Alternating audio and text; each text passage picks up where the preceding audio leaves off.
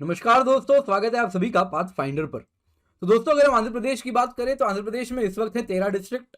लेकिन आंध्र प्रदेश सरकार ने एक नोटिफिकेशन निकाला है जिसके जरिए आंध्र प्रदेश में नंबर ऑफ डिस्ट्रिक्ट को जल्दी 2 गुना बढ़ा दिया जाएगा, यानी कि 13 से ये संख्या बढ़कर 26 हो जाएगी। तो आप देख सकते हैं आंध्र प्रदेश का कुछ नया डिस्ट्रिक्ट मैप कुछ इस प्रकार से बनता हुआ दिख रहा है। कई नए डिस्ट्रिक्ट कार्व आउट किए जा रहे हैं ऑलरेडी एग्जिस्टिंग डिस्ट्रिक्ट से, यानी जो एग्जिस्टिंग डिस्ट्रिक्ट है उनकी साइज कुछ छोटी भी हो जाएगी। तो आंध्र प्रदेश में नंबर ऑफ डिस्ट्रिक्ट 2 गुने हो जाएंगे। तो यहां पर आपसे कोई ये सवाल तो नहीं पूछेगा कि भाई नए डिस्ट्रिक्ट के नाम क्या है वो बता दें, अनलेस एंटिल आप आंध्र प्रदेश के सरकार के किसी एग्जाम में अपीयर ना हो रहे हो।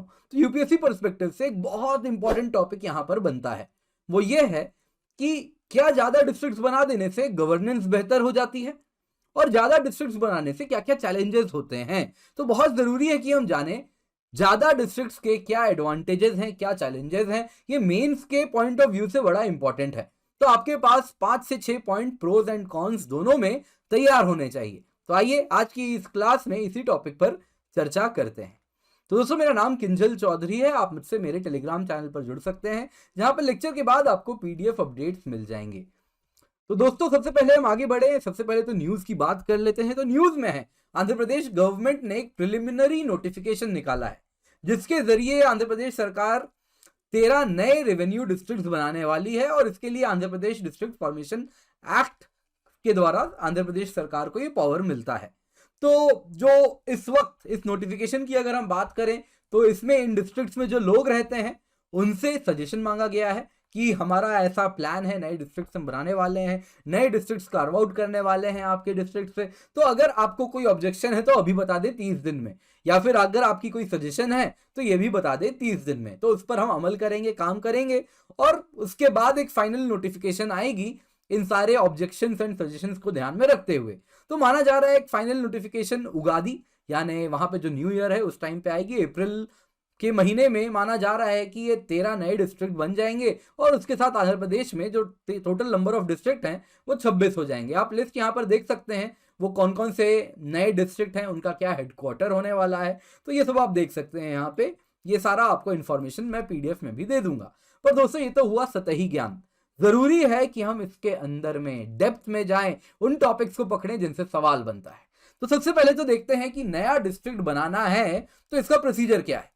तो सबसे पहला सवाल तो ये उठता है, क्या सेंटर का कोई रोल है in creation of new district या alteration of the boundaries of existing district.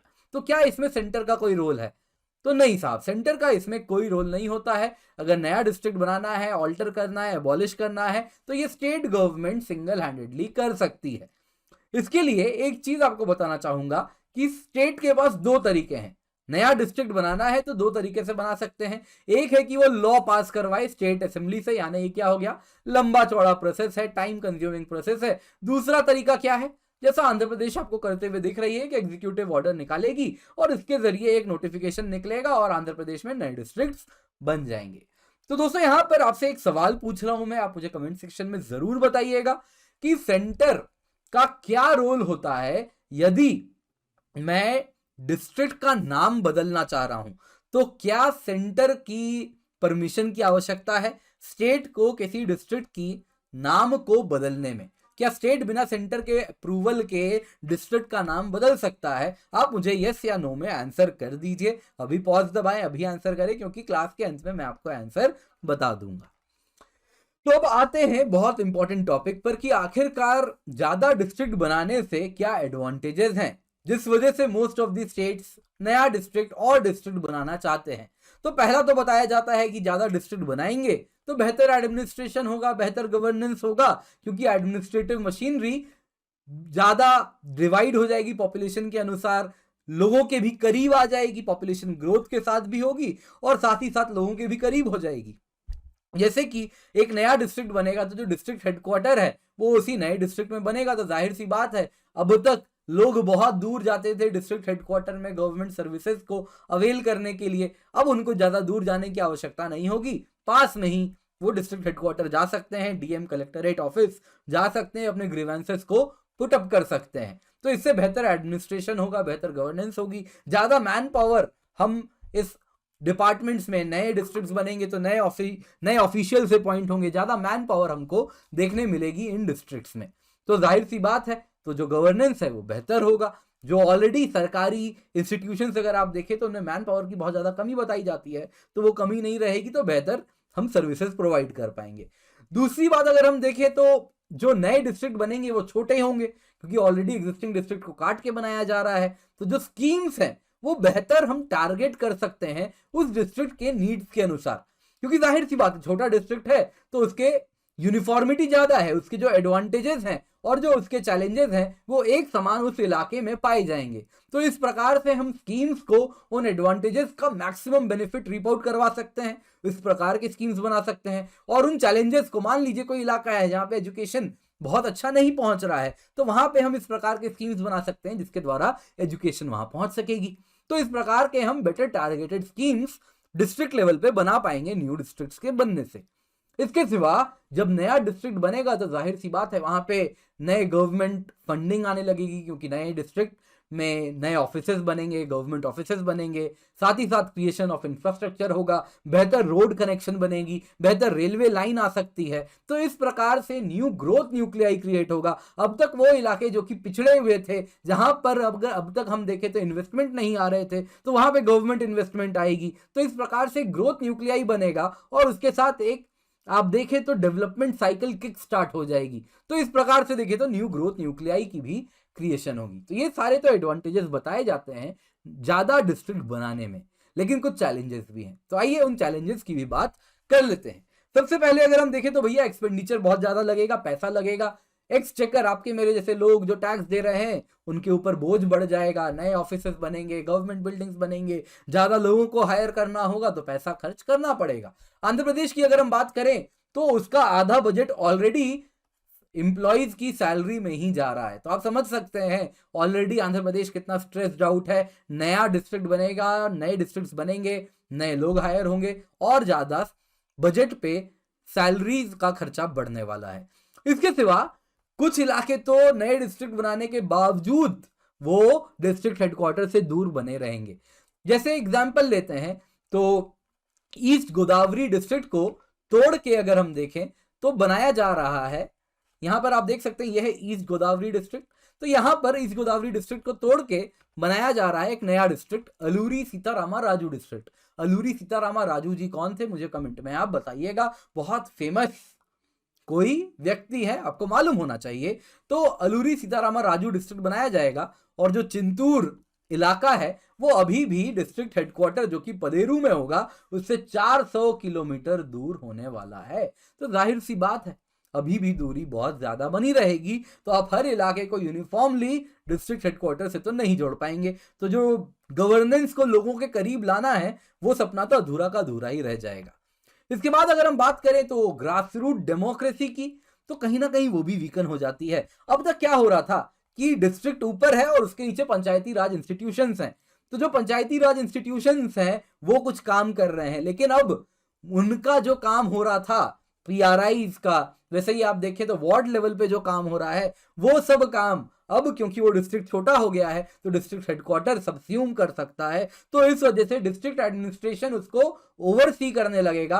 तो पीआरआई जो कि ग्रास रूट डेमोक्रेसी लेकर के आते हैं किसी भी इलाके में, वो अब बेहतर काम नहीं कर पाएंगे। कहीं ना कहीं ग्रास रूट डेमोक्रेसी वीकन हो जाएगी, पंचायती राज इंस्टीट्यूशंस कमजोर हो जाएंगे। इसके बाद अगर हम बात करें तो कहीं ना कहीं नए डिस्ट्रिक्ट का जब नामकरण होता है तो उससे कई बार लोग कहते हैं कि इसमें पॉलिटिकल मोटिव है, सर्टेन वोटर्स हैं उनको अपीज करने के लिए इस प्रकार का नाम रखा जा रहा है, आप जानते ही हैं। इसके सिवा कल्चरल आइडेंटिटी, हर डिस्ट्रिक्ट की कुछ ना कुछ कल्चरल आइडेंटिटी होती है। कई बार उस डिस्ट्रिक्ट को जब हम तोड़ देते हैं, अलग अलग इलाके में बांट देते हैं, तो वो कल्चरल आइडेंटिटी इरोड हो जाती है। आंध्र प्रदेश की बात करें तो अंगोल डिस्ट्रिक्ट की अगर हम बात करें तो कई लोग कह रहे हैं कि इस डिस्ट्रिक्ट की कल्चरल आइडेंटिटी खत्म हो जाएगी जब अंगोल डिस्ट्रिक्ट के जो इलाके हैं वो पास के 2 डिस्ट्रिक्ट से मिला दिए जाएंगे, कुछ इलाके मिला दिए जाएंगे। तो कहीं ना कहीं अंगोल की जो कल्चरल आइडेंटिटी है वो कहीं ना कहीं खतरे पे है। तो सवाल उठता है करे तो करे क्या। तो देखिए सबसे पहले तो एक अनंत तरीके से आप डिस्ट्रिक्ट को तोड़ते तोड़ते नहीं बना सकते, अदरवाइज फिर तो यही दलील स्टेट के लिए भी दे सकते हैं कि स्टेट को भी तोड़ते जाइए, नया नया स्टेट बनाते जाइए। एक लिमिट के बाद ये तरीका काउंटर प्रोडक्टिव हो जाएगा, बेनिफिट्स नहीं होगी। तो क्या करना चाहिए, सबसे पहले तो पंचायती राज इंस्टीट्यूशंस को हमें स्ट्रेंथन करना होगा। अब पीआरआई को कैसे स्ट्रेंथन करना है, ये अपने आप में एक बहुत बड़ा टॉपिक है। इसको अगर मैं पढ़ाने बैठूंगा तो कम से कम 4 घंटे की क्लास ले सकता हूं इस पे, लेकिन एक सिंपल तरीका है जो कि हमेशा बताया जाता है। 3F को स्ट्रेंथन करें, मजबूत करें। क्या है 3F? Funds, functions and functionaries. इसको मजबूत करें। क्या है ये सब, फिर कभी रखेंगे, कभी लंबी सी क्लास लेंगे, आप कमेंट में बता दीजिएगा। इसके सिवा जो स्टेट फाइनेंस कमीशन है, अक्सर उनके रिकमेंडेशंस को इंप्लीमेंट नहीं किया जाता है, तो जरूरी है उसे इंप्लीमेंट करें, तभी तो जो पैसे हैं वो लोकल गवर्नमेंट्स के पास आ सकेंगे, वो अपना काम बेहतर कर पाएंगे। तो डिस्ट्रिक्ट को तोड़ के छोटा करने की आवश्यकता नहीं होगी। इसके सिवा एडमिनिस्ट्रेटिव मशीनरी को डिस्ट्रिक्ट लेवल में मॉडर्नाइज कीजिए। आज के टाइम में लोगों को डिस्ट्रिक्ट हेडक्वार्टर में जाने की जो जरूरत है वो मिनिमाइज करना चाहिए। बहुत जरूरी हो तभी जाना पड़े, अदरवाइज आईसीटी के द्वारा इस प्रकार के टूल्स हमारे पास अवेलेबल है कि लोगों को डिस्ट्रिक्ट हेडक्वार्टर जाना ही ना पड़े, घर बैठे बैठे मोस्ट ऑफ द काम उनके हो जाएं। तो ईज ऑफ गवर्नेंस होना चाहिए, बहुत आसानी से हो सके तो मॉडर्नाइज करना है एडमिनिस्ट्रेटिव मशीनरी को। इसके सिवा एक नेशनल लेवल गाइडलाइंस होना चाहिए कि अगर आप नए डिस्ट्रिक्ट्स बना रहे हैं तो किस क्राइटेरिया मीट हो, किन क्राइटेरिया के मीट होने पर आप नए डिस्ट्रिक्ट्स को बनाएं, ये क्लैरिटी होनी चाहिए स्टेट्स को। तो स्टेट्स के पास कुछ गाइडलाइंस हो जिसका वो अमल करें नया डिस्ट्रिक्ट बनाते टाइम, नए डिस्ट्रिक्ट को बनाते टाइम। अब सवाल उठता है, आपसे मैंने सवाल पूछा था सेंटर का क्या रोल होता है। तो देखिए, जहां तक बात है सेंटर की, अगर हम बात करें तो नया डिस्ट्रिक्ट बनाना है या एग्जिस्टिंग डिस्ट्रिक्ट को ऑल्टर करना है तो उसमें सेंटर का कोई रोल नहीं है। लेकिन जहां तक बात होती है किसी रेलवे स्टेशन के नाम को बदलने की या एग्जिस्टिंग डिस्ट्रिक्ट के नाम को बदलने की, तो उसके लिए स्टेट को मिनिस्ट्री ऑफ होम अफेयर्स का अप्रूवल लेना पड़ता है। और मोहा इस प्रपोजल को information, IB, rail ministry, ministry of earth sciences, दुनिया भर के अलग अलग तंत्र हैं, उन सब के पास ये एडवाइस भेजती है कि क्या नाम बदलना सही है, क्या इस प्रकार से इंफॉर्मेशन ब्यूरो क्या कह रही है, आईबी क्या कह रही है, रेल मिनिस्ट्री क्या कह रही है, अर्थ साइंसेस क्या कह रही है, क्या नाम बदलना ठीक है। अगर वो कहते हैं हाँ नाम बदल सकते हैं, नया नाम ठीक है, तो उसके जब इस प्रकार का आ जाता है अप्रूवल, तो फिर NOC MoHA ministry of home affairs no objection certificate state को दे देती है, और इसके बाद स्टेट चाहे तो उस डिस्ट्रिक्ट का नया नाम रख सकते हैं। दोस्तों, आज की क्लास पसंद आई हो तो लाइक जरूर करें, अपने दोस्तों के साथ शेयर करें, और पाथफाइंडर चैनल को अगर आपने अब तक सब्सक्राइब नहीं किया है तो अब जरूर कर लें, और बेल आइकन दबाना ना भूलें। जल्दी से जाएं, जाके बेल आइकन दबाएं सो दैट हमारे सारे वीडियोस के नोटिफिकेशन आपको मिलते रहें। इसके सिवा दोस्तों आपको कहना चाहूंगा, एक अच्छी न्यूज़ है, अनलॉक 20 यानी कि 20% discount on an academy subscription आपको हम दे रहे हैं, और ये एक्सटेंड कर दिया गया है आप लोगों के डिमांड में February 2 तक, यानी 2 फरवरी तक 20% ऑफ है। आपको कोड क्या यूज करना है, KC10। इसके सिवा दोस्तों combat previous year question special combat हम रन कर रहे हैं, तो जल्दी से जाएं KC10 कोड से इसमें एनरोल करें। फ्री मेगा टेस्ट सीरीज है यूपीएससी सीएससी के लिए, आप देख सकते हैं हिंदू अखबार से जो भी रिलेटेड न्यूज़ है, science and tech, medieval history, economics, ancient history, CSAT, ये सब आपको मिल रहा है, जाएं जाके। और नए ऑप्शनल चैनल्स भी हम स्टार्ट करने वाले हैं, आप लोगों ने जैसा कहा है उसको ध्यान में रखते हुए। साथ साथ दोस्तों आइकनिक सब्सक्रिप्शन का बेनिफिट आप ले सकते हैं, 1-to-1 लाइव मेंटरिंग है, स्टडी प्लानर है, ओपन हाउस विद एजुकेटर्स भी होगा। आज भी ओपन हाउस बहुत सारा होने वाला है, तो अनअकैडमी प्लेटफॉर्म पर जाएं और वहाँ पर स्टे ट्यून्ड। इसके सिवा दोस्तों KC10 कोड का इस्तेमाल करेंगे तो 1 साल की सब्सक्रिप्शन की जो कीमत है 46,791 में मिलेगी, और 2 फरवरी तक आपको स्पेशल डिस्काउंट में, स्पेशल ऑफर में भी मिलेगा। साथ साथ आइकनिक सब्सक्रिप्शन की 1 साल की कीमत 67,041 है, 2 फरवरी तक और कम होने वाला है और डिस्काउंट आपको मिलेगा, तो जल्दी से जाएं, जाके इसका बेनिफिट उठा लें, 2 फरवरी तक ही है। और जो ऑप्शनल सब्सक्रिप्शन है उसकी कीमत है 1 साल की 24,750 रुपये। एंड यूपीएससी सीएससी बैचेस हैं, 2 फरवरी से स्टार्ट हो रहे हैं, तो आप देख सकते हैं हिंदी बैच है, इंग्लिश बैच है, बाइलिंगुअल बैच है, 1 ईयर बैच है, 2 ईयर बैचेस हैं, 20 बुक्स आपको मिलेंगे। और साथ ही साथ आप देखें 1 year and above GS combo subscription के साथ आपको बुक्स हम फ्री में प्रोवाइड कर रहे हैं। तो thank you so much for joining and have a great day.